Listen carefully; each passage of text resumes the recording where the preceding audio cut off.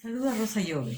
Soy médico, responsable biomédica del Centro Taquihuasi en el Perú y esta tarde voy a compartir en estas jornadas de experiencia el Centro Taquihuasi con el uso de etnomedicina amazónica para el tratamiento de los problemas de salud mental, específicamente en el caso de las adicciones, que es el tema del cual nos ocupamos en Taquihuasi. Vamos a empezar diciendo que el problema de la salud mental a nivel mundial está en crisis. Y está en crisis desde hace bastante tiempo, precisamente porque la salud mental no es tomada mucho en cuenta y los estados no destinan mucho presupuesto para esto, sobre todo en países como los nuestros que están en vías de desarrollo y que tienen otros problemas que son considerados prioritarios a veces para la salud, ¿no? Entonces tenemos que los problemas de salud mental a nivel mundial, la OMS estimó en el año 2000, en su informe del año 2018, que constituían un 13% de la carga global de enfermedad, e implicaban una pérdida de años y de calidad de vida que iban del 25 al 33% de años de discapacidad. Tenemos, por otro lado, que la salud mental es enfocada, es tratada básicamente desde el ámbito particular, siendo las familias las que afrontan la carga principal de los gastos de medicamento y de tratamiento. Y esto implica al mismo tiempo que las personas que sufren de enfermedades mentales crónicas han perdido su capacidad de generar ingresos porque el desempleo en esos pacientes es de 90% aproximadamente. Esto implica al mismo tiempo que estas personas no van a ser productivas y que hay una pérdida económica grande que se ha calculado que en los 20 años siguientes podría llegar a 16.000 billones de dólares. Y estoy hablando de informes que han sido hechos en el año 2018, mucho antes de que estemos en este contexto de pandemia, ¿no? Que ha afectado grandemente en esos 2 años la salud mundial, la salud mental a nivel mundial. Tenemos entonces que en este informe de la OMS decía que 1.000 millones de personas vivían con algún problema de salud mental, siendo uno de los más frecuentes la depresión, pero que también incluían el consumo de drogas. Tenemos que 3 millones de personas mueren cada año como consecuencia del consumo nocivo del alcohol y que una persona se suicidaba cada 40 segundos, ¿no? Eso es en el informe de la OMS del año 2020. Sin embargo, se ha referido que en noviembre del año 2020 en Japón las muertes por suicidio han excedido las muertes por COVID-19. Por otro lado, tenemos que en la mayoría de países, más de las 3/4 partes de las personas que padecen estas enfermedades no son atendidas por los sistemas de salud, ¿no?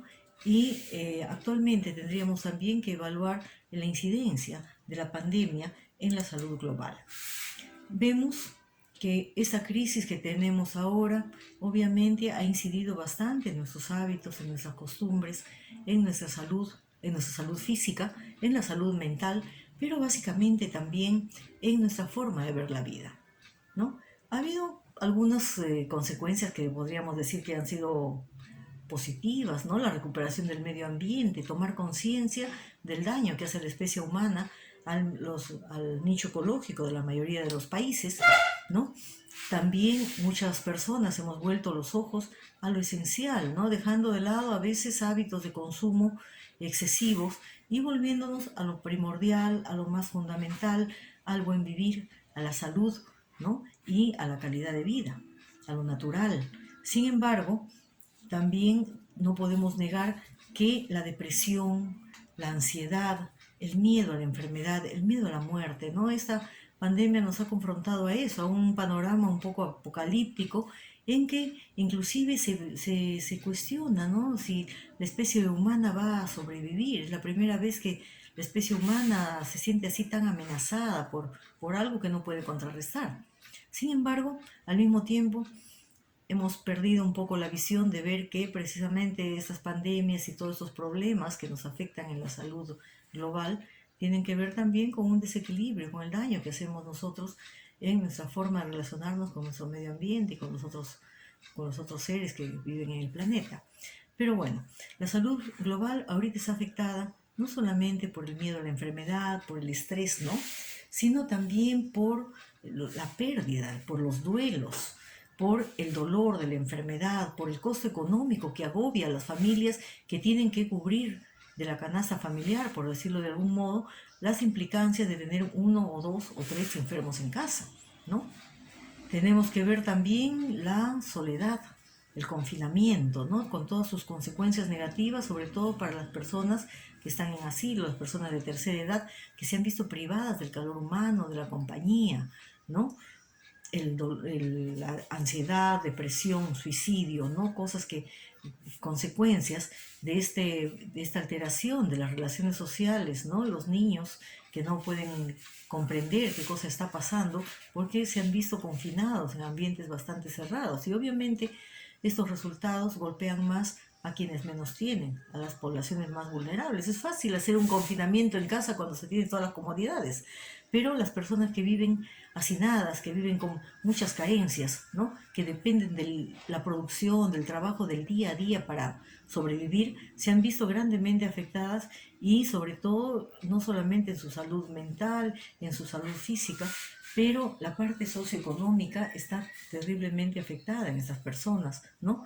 Problemas de subsistencia a nivel global, las consecuencias que estamos viendo ahora, la polarización, ¿no? El incremento de la inequidad, la falta de trabajo, el subempleo, los pretextos que toman a veces algunas empresas para despedir personal, ¿no? Entonces vemos que los sistemas se vuelven insolventes, no pueden solucionar los problemas de salud y el Estado, pese a los esfuerzos que hace, poco a poco también va agotando sus recursos. Frente a todo esto, las poblaciones indígenas en países como el nuestro, en que hay gran población indígena todavía, han recurrido a sus plantas medicinales, han recurrido a sus formas de ver la vida y a su quehacer, a sus saberes ancestrales para poder contrarrestar los efectos de este mal, diríamos, muy moderno que nos está aquejando. Se ha conformado así, por ejemplo, en Loreto, no, en Huánuco y en Pucallpa, lo que se llama el Comando Matico, ¿no? Un grupo de jóvenes que han empezado a utilizar básicamente esta planta, una piperácea que se llama matico acá, y que la asocian a hojas de eucalipto, a miel, a jengibre, a diferentes otras cosas para hacer una especie de jarabe y saunas que están utilizando con bastante éxito en los pacientes que están afectados por este COVID, ¿no? Vemos entonces que los saberes ancestrales, si bien son saberes antiguos, pueden dar respuestas o buscar respuestas a males modernos. Y eso es lo que nosotros vimos acá en San Martín cuando iniciamos el trabajo con el Centro Taquihuasi. Les explico un poco el panorama, el entorno en el cual se empezó a forjar, a formular este proyecto. En los años 80 a 90, la región San Martín era la primera zona productora de hoja de coca y de producción de pasta básica de cocaína. Eso implicaba que una población rural, básicamente agrícola, ¿no? La hoja de coca era uno de los medios de subsistencia más importantes, pero al mismo tiempo atraía pobladores de otros lugares para venir a trabajar en esta industria, podríamos decir, y al mismo tiempo incrementaba el consumo. Entonces encontramos que en esta ciudad había la producción de la hoja de coca, que fue transformada en cocaína y en un componente sumamente tóxico, la pasta básica de cocaína, que es una materia prima inicial que va a ser transformada después para poder dar la cocaína, es semejante al crack, ¿no? Muy, muy adictiva. Y los jóvenes consumían eso con gran deterioro de su salud. Al mismo tiempo, muchos familiares, viendo que sus hijos o sus familiares están en consumo, llevaban a estos jóvenes donde los curanderos para ver si es que se podían curar. Vimos entonces que en el mismo lugar donde se cultiva o se fabrica el veneno, digamos, también se puede encontrar la solución y el remedio. Entonces el Centro Taquihuasi, después de 6 años de investigación, de autoexperimentación, porque nosotros empezamos a probar todas las plantas que nos decían los curanderos y a estructurar el protocolo terapéutico en el año 1986, empezó a funcionar en el año 1992 como una asociación civil sin fines de lucro, cuyo objetivo principal era la investigación de las medicinas tradicionales amazónicas y el tratamiento de pacientes que estaban en problemas de consumo a drogas diversas. Al mismo tiempo, utilizábamos métodos modernos de psicoterapia y sobre todo eso enmarcado en una vida sana, en la recuperación de lo que llamamos acá el alin causai, ¿no? El buen vivir, ¿no? Modos saludables de vida, más en armonía con el medio ambiente y con la vida natural. Así elaboramos un proyecto de piloto que nunca pretendió ser grande, ¿no? Que tiene pocos pacientes en permanencia, 15 a 18 por vez, ¿no? En simultaneidad, en un protocolo terapéutico que dura 9 meses. Es un modelo original y único porque no es un modelo de sustitución de la droga, sino que utilizamos la medicina tradicional integrándola con la psicoterapia moderna para poder dar solución al problema de adicción. Partimos del hecho de que los pacientes adictos son pacientes sufrientes, son personas que son muy sensibles y que han recurrido al consumo de drogas como una forma de paliar un dolor interno que tienen, ¿no? Entonces, la aplicación concreta de este protocolo, de esta cosmovisión, de esa forma de ver la adicción, ¿no? Se cristalizó, digamos, en este centro, que es el Centro Taquihuasi, y que hasta la actualidad viene atendiendo a más o menos 1.175 pacientes en los casi 30 años de existencia que tenemos, ¿no? El paciente adicto señala una disfunción familiar, señala que hay algún problema en su familia, es el revelador del problema. Generalmente es el chivo expiatorio, todo el mundo le echa la culpa de los problemas familiares, sin embargo es una persona altamente sensible y que siente o percibe este mal funcionamiento y sea por alejamiento, sea por diferentes dinámicas que se dan en la familia, ¿no? Empieza a consumir drogas, muchas veces llevado por la tribu, la neotribu, por las pandillas, por los nuevos amigos, ¿no? Que vienen a conformar un reemplazo de la familia disfuncional en las cuales no se siente bastante acogido, ¿no? El paciente adicto es un ser doliente, sensible, que está buscando a través de las drogas una conexión con lo trascendente. ¿No? Siegel, un investigador famoso, dijo que uno de los instintos del ser humano es buscar lo divino, buscar lo espiritual, buscar la trascendencia, modificar su estado de conciencia, buscar la conciencia plena, ¿no? Y en ese sentido, el Centro Taquihuasi tiene una visión diferente sobre la adicción, porque lo que proponemos es un acompañamiento al paciente, no es culpabilizarlo, no es psiquiatrizarlo, no es tampoco entrar en problemas legales o policiales, como generalmente se ven las adicciones, sino es un acompañamiento que legitima su necesidad de búsqueda espiritual, de conexión con lo trascendente, con algo más que lo cotidiano que ha devenido plano a falta de métodos de iniciación, de espiritualidad, de sacralidad en la sociedad moderna. Finalmente pensamos que la adicción en realidad refleja todas las contradicciones de la sociedad actual, ¿no? Esa premura de tiempo, el fast trip, el fast food, ¿no? Esa necesidad de distancia, esa necesidad de esa dificultad para comunicar, precisamente cuando hay una explosión de formas mediáticas y todo, pero sin embargo puede haber mucha conectividad, pero no se comunica lo esencial, ¿no? La comunicación persona a persona, la comunicación de las emociones, la comunicación del ser humano con su interior está también en déficit, ¿no?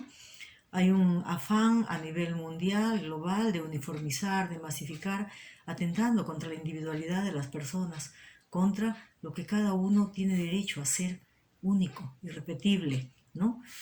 Y todo ello nos priva del sentido de vida, ¿no? No sabemos qué hacer, imitamos, los jóvenes ahora no saben hacia dónde ir, sobre qué aposentar sus creencias, sus vivencias, ¿no?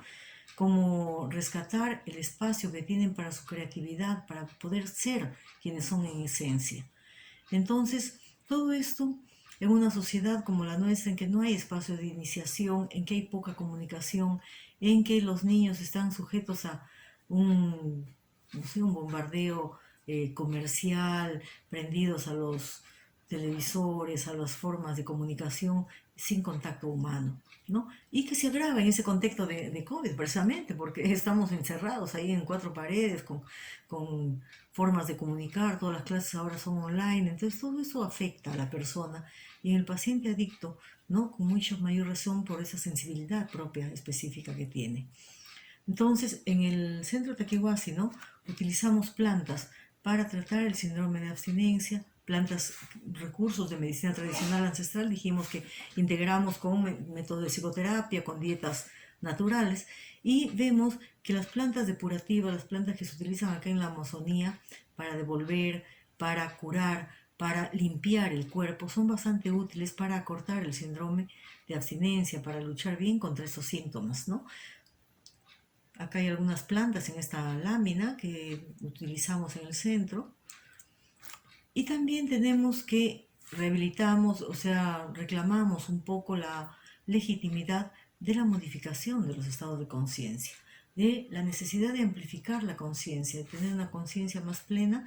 Y en la Amazonía los curanderos utilizan plantas, utilizan diversos métodos para acceder a los estados modificados de conciencia, básicamente la ayahuasca y lo que denominamos plantas maestras, porque se accede a un conocimiento que va más allá del conocimiento de la persona cuando se les toma en un contexto determinado, es decir, en un contexto de aislamiento sensorial, ¿no? La dieta sin sabor, tratamos de evitar los olores fuertes, ¿no? El paciente se va a un retiro en la montaña, en el campo, por unos 8 días aproximadamente, durante los cuales va a ingerir diferentes plantas, cada una de las cuales va a actuar en determinados lugares para efectos, ¿no? Algunas fortifican, nos traen memorias antiguas, afectivas, que están guardadas a veces desde hace mucho tiempo, otras nos fortalecen la voluntad, otras plantas se utilizan para afrontar los miedos, para botar la timidez.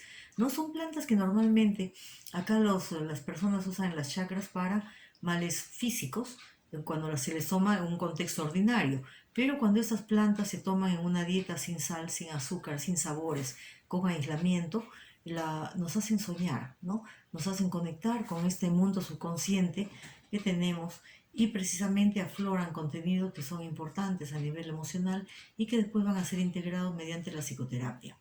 Dentro de estas plantas, la principal que se usa acá en la zona, bueno, juntamente con el tabaco, que es una planta importante de protección, no fumada, ¿no? A veces sí, fumada para protección, pero básicamente bebida, ¿no? En solución líquida. Entonces vamos a ver que el ayahuasca es una planta sumamente importante, ¿no? Nosotros vamos a desintoxicar al paciente y tratar el síndrome de abstinencia con las plantas vomitivas, con plantas que a veces dan diarrea, dan vómito, que favorecen la sudoración, saunas, ¿no?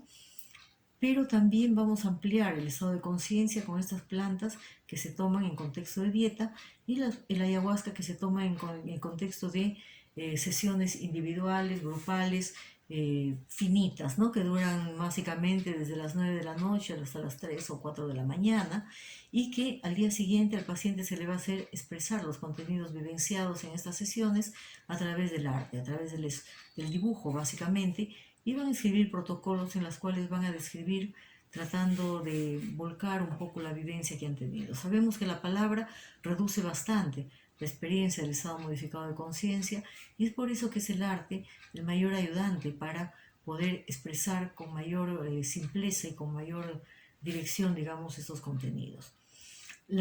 ¿Por qué la ayahuasca puede ser útil en el caso de las adicciones? Porque precisamente esos pacientes están acostumbrados a modificar su estado de conciencia, pero de una forma que podríamos decir salvaje, sin guía, sin protección, ¿no? Vamos a instaurar un protocolo que tiene guía, que tiene límites estructurantes, que tiene un espacio ritual en el cual se va a iniciar la sesión de ayahuasca. El estado modificado de conciencia se va a acompañar con cantos, con icaros, y al final de la sesión se va a cerrar el cuerpo energético del paciente mediante el uso de tabaco o de agua florida, de diferentes sustancias, para que se restituya a lo que era antes, ¿no? El ritual tiene eso, ¿no? Es hacer un marco de protección que tiene un inicio, que tiene un final, y en el cual se puede acceder a conocimientos que están guardados en lo más profundo de nuestro mundo subconsciente, e inclusive podemos acceder a contenidos transpersonales,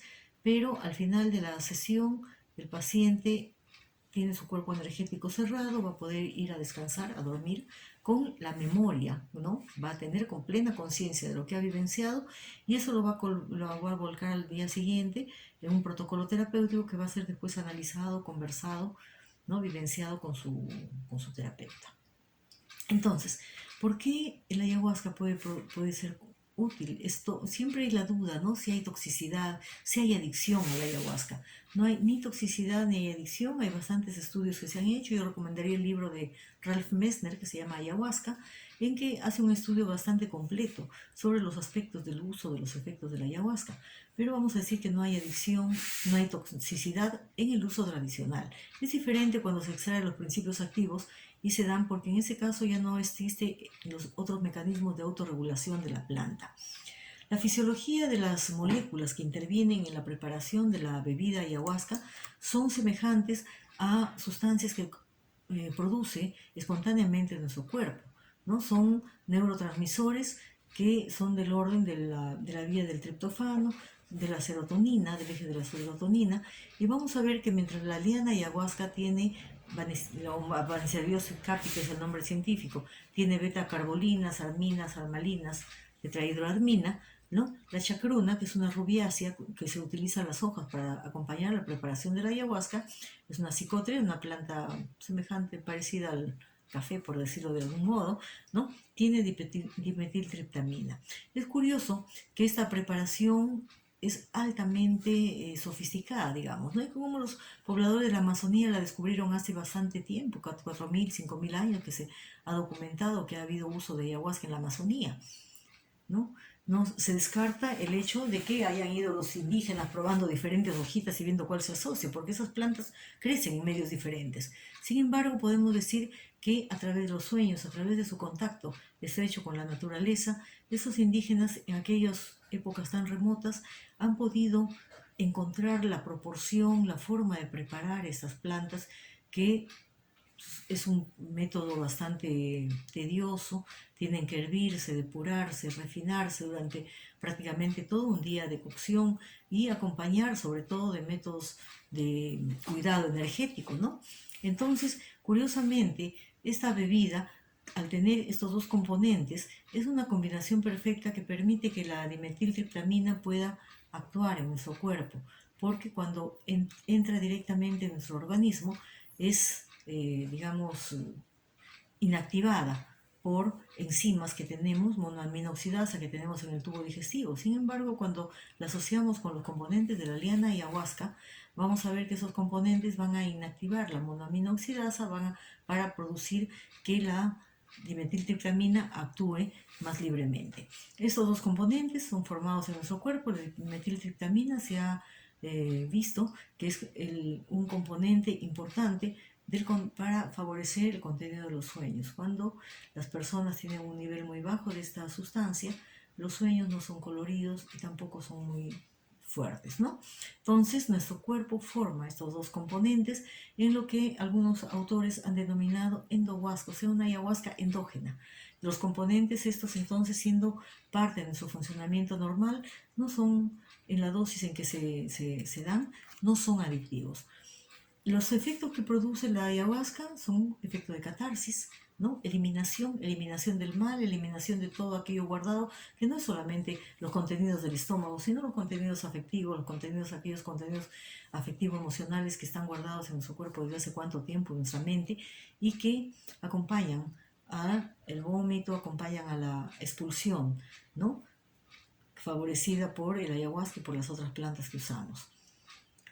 Algunos pacientes tienen visiones de diagnóstico, se ven cómo está su cuerpo muchas veces con la pérdida de la visión, con el corazón roto, se ven a veces como fetos, ¿no?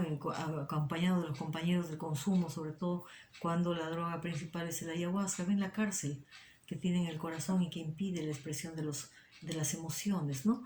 Es un diagnóstico, autodiagnóstico, diríamos, favorecido por la planta, pero que viene con una noción muy interna de realidad, porque no es una explicación que viene de afuera, sino es algo que nace del paciente, que lo ve y que viene cargado de emoción, ¿no? Hay visiones sobre la adicción, sobre las múltiples caras, las múltiples máscaras que hace adoptar el ayahuasca, el consumo de drogas, ¿no?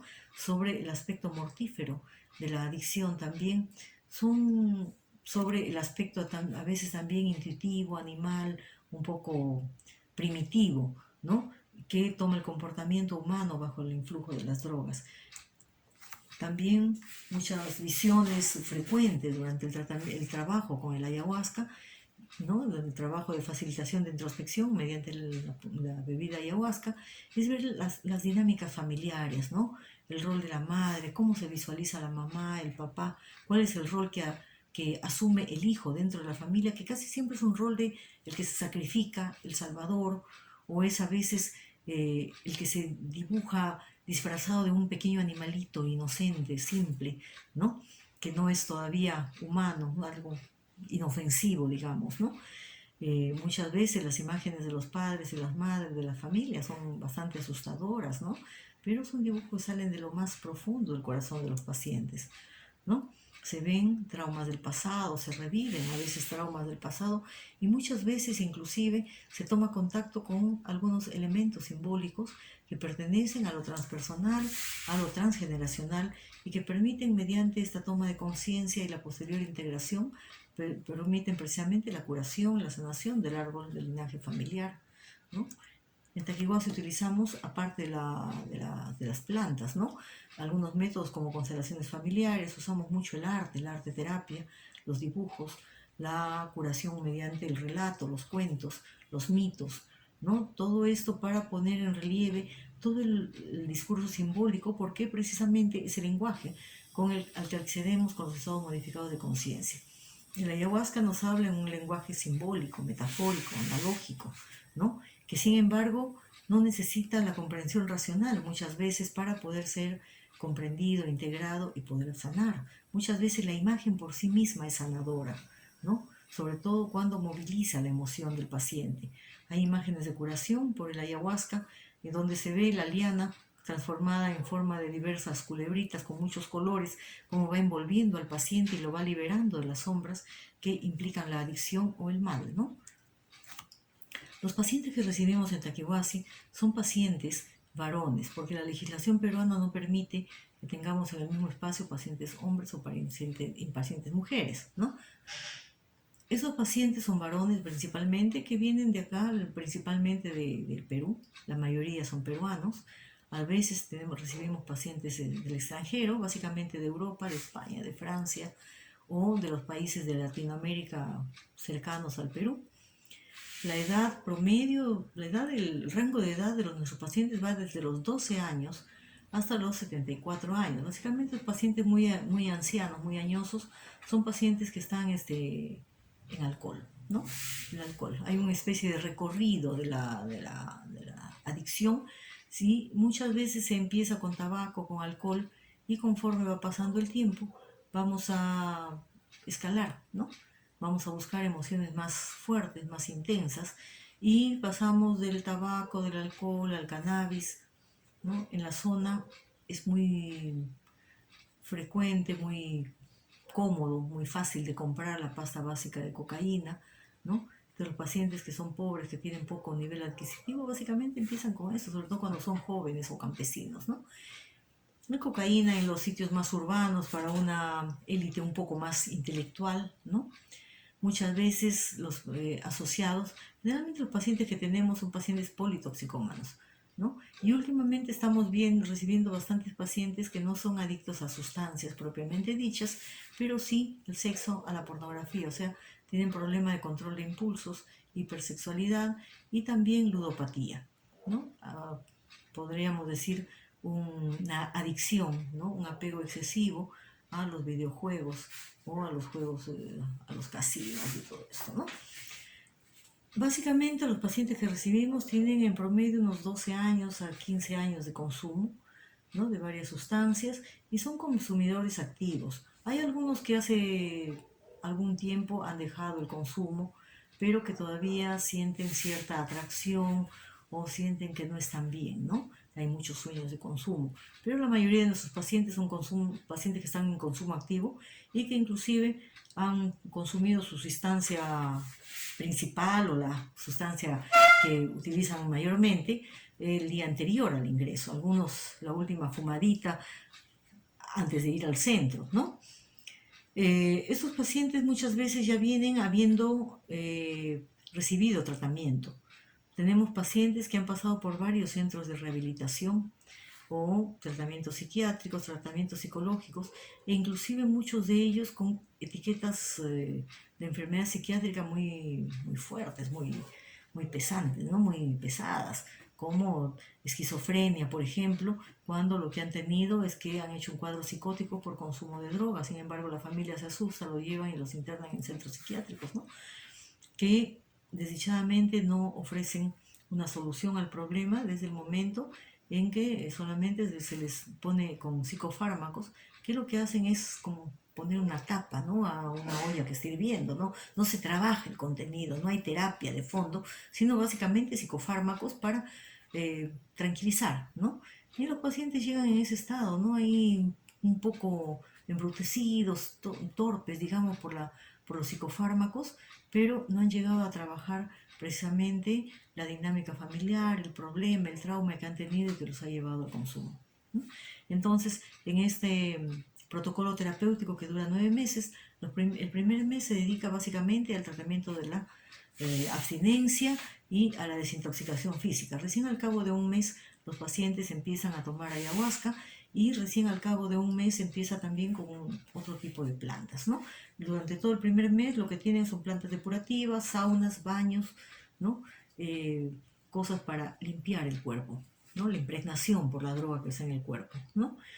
La mayoría de nuestros pacientes, 1 de cada 2, vienen con un deterioro físico importante y sobre todo un deterioro social importante, con dependencia, aun cuando son pacientes con cierta edad, pacientes adultos, muchas veces profesionales, vienen con dependencia. Los padres son los que los padres, los hermanos los mantienen, ellos han perdido el trabajo y hay un abandono físico importante, ¿no? Pérdida de depresión, ansiedad, pérdida de sentido de vida, básicamente, ¿no? Todos los pacientes antes de empezar el tratamiento tienen una evaluación médica, de la cual me responsabilizo, más que nada para evaluar que no vaya a haber problemas con la ingesta de planta, que no vaya a haber contraindicaciones.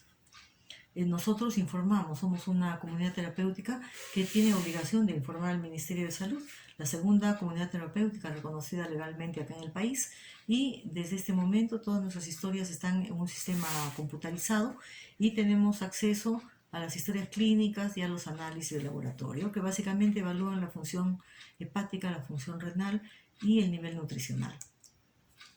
Nuestros resultados son bastante buenos, sobre todo en aquellos pacientes que han terminado el tratamiento. Un punto a favor que tenemos es que el centro es abierto, no recibimos pacientes por captura, los pacientes vienen voluntariamente. Entonces, desde ese momento en que voluntariamente deciden salir de la droga, ya tenemos nosotros una cierta ventaja, ¿no?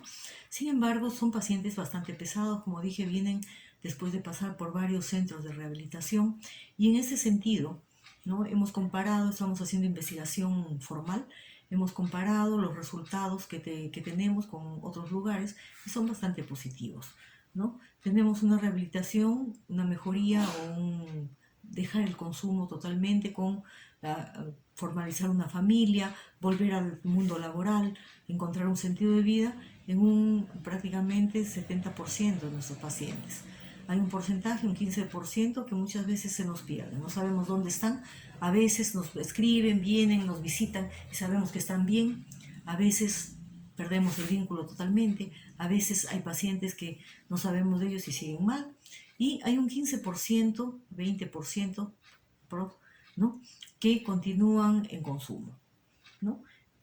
Básicamente, el factor principal para la evolución positiva de un paciente es haber encontrado su sentido de vida, salir con un plan de vida al cual se adhieren y que les entusiasma, ¿no? No es el tiempo de tratamiento, no es el entorno familiar muchas veces, que puede ser muy positivo, pero si el paciente sale, no tiene una motivación propia y sale sin saber qué va a hacer en su vida, pronto, en forma muy rápida, va a volver a las dinámicas anteriores, ¿no? Entonces, lo que pretendemos en Taquihuasi es desintoxicar, abrir la mente, tratar de que encuentren su sentido de vida, que encuentren una forma de vida que sea la suya, la propia, ¿no? Independizarse de la familia básicamente, poder ser autónomos, con un mínimo de autonomía, de trabajo, de vida propia, de autocuidado, y empezar a caminar, ¿no? No vamos a solucionar el problema vital de cada paciente, pero sí darle herramientas para que puedan poco a poco irse conociendo, irse reconciliando consigo mismos, ¿no? Los criterios de evaluación entonces es no solamente la abstinencia, el dejar el consumo, sino cómo el paciente se inserta en el mundo laboral, en la sociedad, y cómo recupera su familia, ¿no? Cómo se siente a nivel emocional también. Entonces, algunas reflexiones que tenemos con respecto al tratamiento es que es un tratamiento que no es un tratamiento de sustitución. No pretendemos sustituir una droga por otra, porque la ayahuasca no la consideramos una droga y tampoco las plantas que damos, ¿no? Sin embargo, esto tiene que estar insertado en un dispositivo terapéutico que es bastante complejo, que es bastante cuidadoso, ¿no? Tenemos las purgas de inicio para el síndrome de abstinencia, es una primera etapa. Después hacemos las dietas que van a ser las estructuras. Nosotros asemejamos, comparamos nosotros. La ayahuasca permite que el paciente suba rápidamente al mundo superior de los espíritus, a la apertura de la mente, ¿no? De la conciencia. Sin embargo, siempre hay la tendencia a buscar eso, a buscar la visión, a buscar estar en un mundo de fantasía, y lo que pretendemos más bien es aprender en que el paciente se ancle en la realidad, que pueda tomar, integrar los contenidos a los cuales accede en el estado modificado de conciencia para mejorar su vida cotidiana.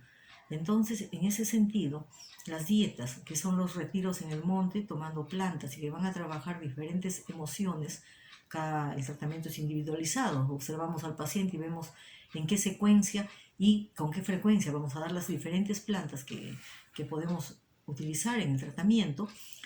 Es como que estas plantas, que son generalmente plantas que son cortezas fuertes, ¿no?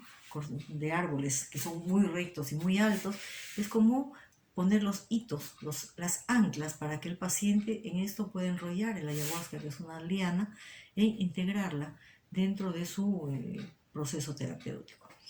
No pretendemos que el paciente cuando sale de Taquihuasi vuelva una y otra vez, tampoco que reclutamos, digamos, pacientes para que queden en el centro como monitores o como trabajadores. Pensamos que el paciente, una vez que ha cumplido su ciclo, tiene que seguir su vida propia, su vida, la vida que ha estructurado, volver a su lugar, ¿no? Y tampoco necesitaría seguir tomando plantas ni seguir tomando más tratamiento, sí un seguimiento psicoterapéutico durante un tiempo posterior, pero no queremos que quede adicto al centro, por decirlo de algún modo, ¿no? Ahora, si hay un resbalón, si el paciente vuelve a consumir una sustancia o siente que está flaqueando, que está con problemas emocionales que lo hacen perder piso, por decirlo de algún modo, ¿no? El centro está abierto para escucharlo, para darle asesoría y para administrar las plantas que sean necesarias para que refuerce su tratamiento. El tratamiento básicamente se basa en integrar los contenidos simbólicos que surgen en el tratamiento a lo cotidiano, enseñar que el paciente aprenda a visualizarse, a observarse a sí mismo, a tomar contacto con su mundo interior, y que sobre todo deje de culpabilizarse, que deje de hacer caso a momentos, a discursos ajenos, y que siga su instinto, ¿no? Pero siempre dentro de un marco de salud, de buscar su salud, de autocuidado, ¿no? En ese sentido, la ayahuasca pensamos que es una planta de reconciliación. Los pacientes vienen muy culpabilizados, ¿no? Las familias, casi siempre las madres lloran, me estás quitando vida, me estás matando por esa adicción que tienes, y los chicos sufren, ¿no? Sufren porque sienten que son culpables de las enfermedades, de la familia, de lo que pasa, ¿no? Y entonces cargan en sus espaldas todo el peso de los problemas familiares. Entonces lo que tratamos es de reconciliarlos, de hacerles dar cuenta que hay un sufrimiento profundo también, y que hay una forma de curarlo y que hay diferentes formas de actuar, que la adicción es hasta cierto punto una medicina, entre comillas, que está siendo dada en mala forma, ¿no? En forma errónea, que hay otras formas de poder paliar el sufrimiento y de acceder a comportamientos mucho más saludables, a hábitos más saludables que construyan y no destruyan su vida, ¿no? Entonces, tenemos que la experiencia de adicción, digamos, es un estado modificado, es una experiencia de estado modificado de conciencia también, pero que no estructura. Que no estructura en primer lugar, en segundo lugar, que no es posible la integración, ¿no? A diferencia de la experiencia que estamos proponiendo en Tajihuasi con acompañamiento, que es una experiencia que tiene un sentido, una experiencia semántica que va a ser integrada en el paciente. La experiencia de adicción no, la experiencia de adicción queda engramada en el cuerpo, el paciente queda en la adicción, en la apetencia física de la droga, pero no hay un aprendizaje, no hay una incorporación del aprendizaje, de la visión, de lo que ella ha podido entender o experimentar con la droga para mejorar su vida cotidiana, ¿no? Esa es la gran diferencia. Diríamos que la droga actúa en un nivel infraverbal del cuerpo, en lo que no se puede expresar lo que se ha sentido con palabras, porque pertenece a un registro muy básico, muy somático, mientras que la experiencia con las plantas psicoactivas que estamos proponiendo es una experiencia que podríamos considerar supraverbal, o sea, la palabra reduce la experiencia y sin embargo poder ser integrada, ¿no? Y tiene un espacio, sobre todo, a nivel del ritual, a nivel de la reconexión con el mundo espiritual, que es lo que el paciente ha estado buscando. Entonces, los aportes de las medicinas tradicionales pueden ser muy amplios. La farmacopea indígena sintetiza el conocimiento de muchísimas generaciones, es un conocimiento muy, muy valioso. Es producto de un proceso también científico. Pueden ser los métodos diferentes, el lenguaje diferente, pero hay un proceso empírico milenario basado en la observación, en el ensayo-error, ¿no? En la experiencia de vida, en la vivencia de todos esos pobladores amazónicos que viven en estrecho contacto con la naturaleza, con el mundo invisible, ¿no? Con su espiritualidad. No estamos ahí en un esquema reduccionista de lo racional, de lo que puede medirse con nuestras herramientas limitadas de medición, que son nuestros sentidos, ¿no? O los instrumentos de los que dispone la ciencia convencional.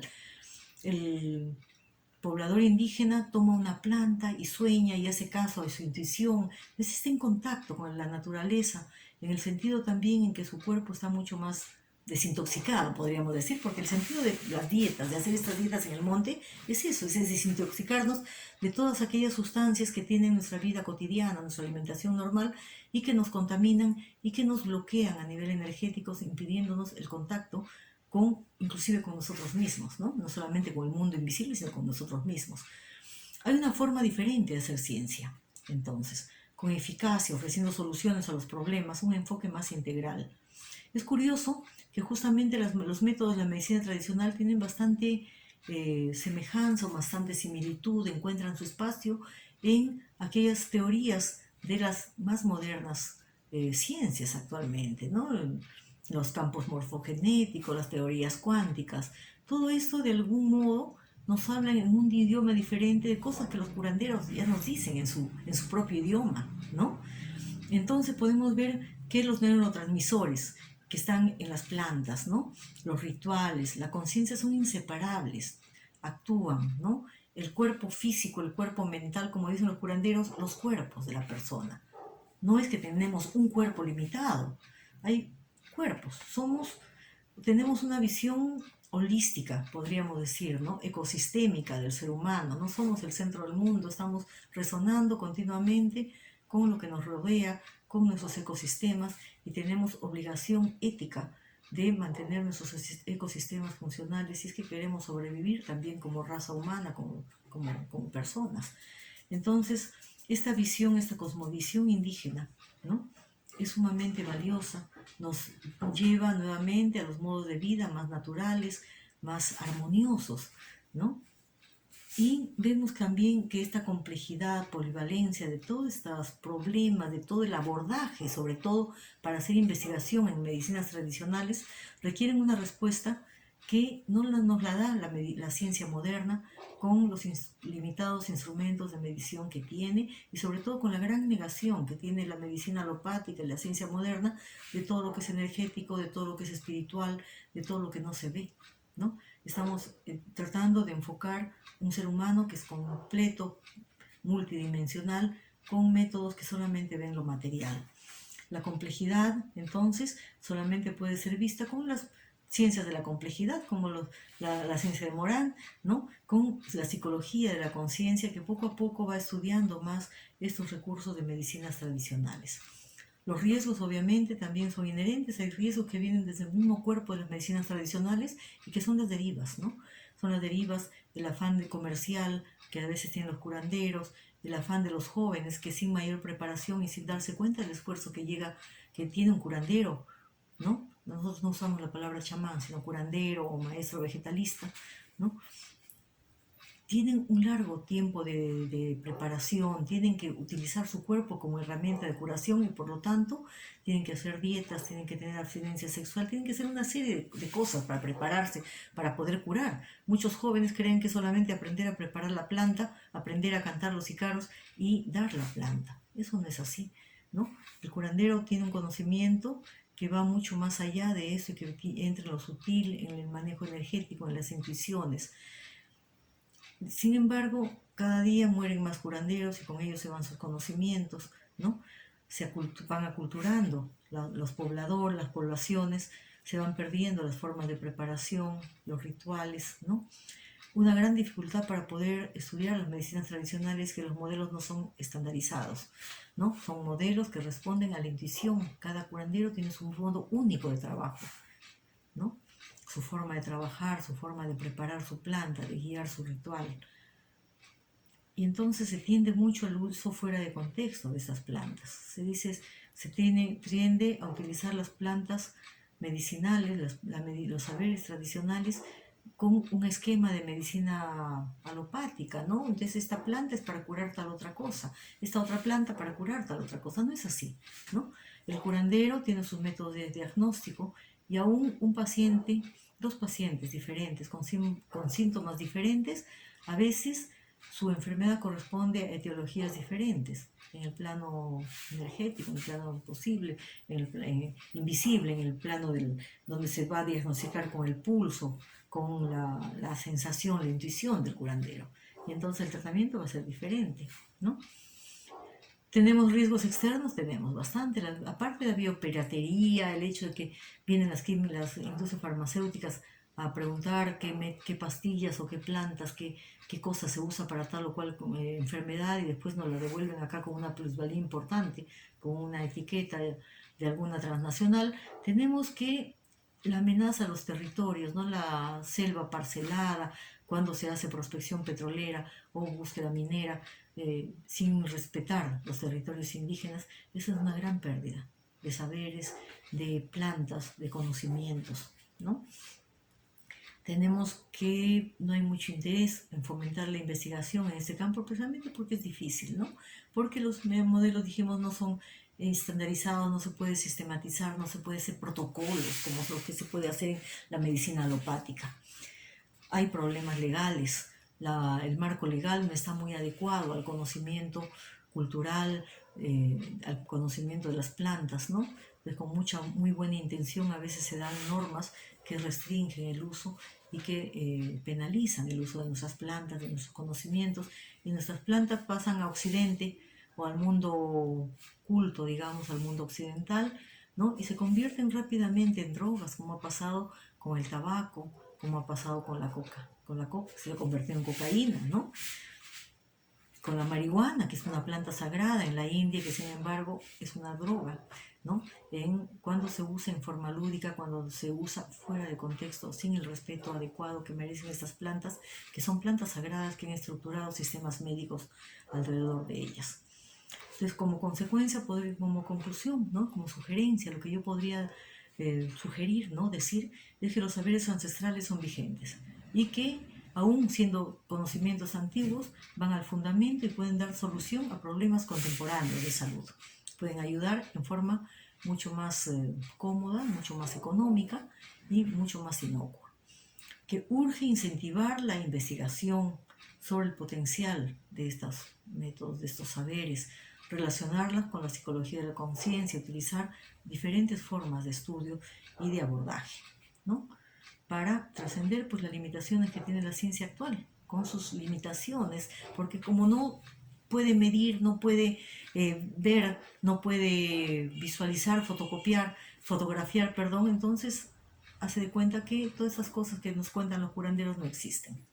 Entonces la autoexperimentación es sumamente importante también, porque así nos damos cuenta de que lo que nos dice el curandero es una cosa que nosotros también podemos vivenciar.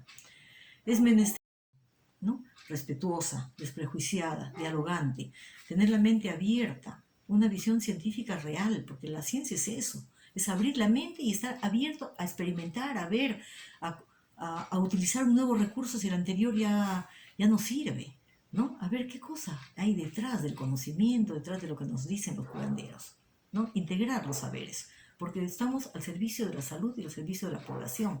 No estamos al servicio del ego o del orgullo de determinados sistemas. No es una competencia para ver cuál sistema está mejor que el otro. Integrando, complementándonos, es donde vamos a tener muchísima más vigencia y mucha más utilidad, más eficacia. La meta común entonces es el bienestar, el buen vivir, el alma in causa. Y entonces, muchas gracias por su atención, ¿no? Y estaríamos abiertos a cualquier consulta, cualquier duda. Muchas gracias también a la Asociación Profesional Española de Naturopatía y Bioterapia por invitarme a